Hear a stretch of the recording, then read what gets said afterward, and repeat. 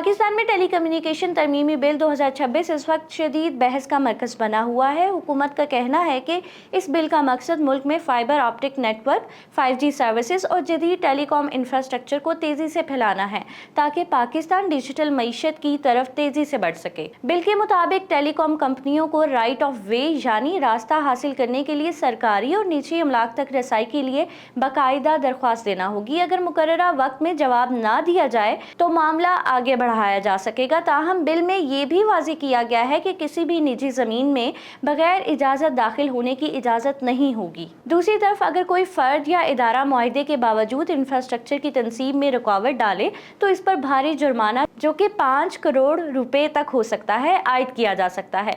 नाक़दीन का कहना है कि ये शिकें शहरियों की आइनी और जायदादी हुकूक पर असरअंदाज हो सकती हैं और इसमें इख्तियारात का तवाज़ुन वाज़ेह नहीं है। ख़ास तौर पर राइट ऑफ वे के फैसलों में हुकूमती अथॉरिटी के किरदार पर सवालात उठाए जा रहे हैं। वफाकी हुकूमत का मौक़िफ़ है कि ये इस्लाहात ज़रूरी हैं क्योंकि मौजूदा निज़ाम में ताख़ीर और बिखरे हुए कवायद टेलीकॉम सेक्टर की तरक्की में रुकावट हैं।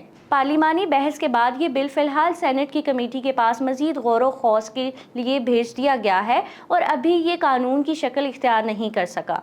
माहिरीन के मुताबिक असल चैलेंज यही है कि डिजिटल तरक्की और शहरी हुकूक के तहफ़्फ़ुज़ के दरमियान एक मुतवाज़िन निज़ाम कैसे कायम किया जाए। मज़ीद खबरों और अपडेट्स के लिए विजिट कीजिए vnews.pk।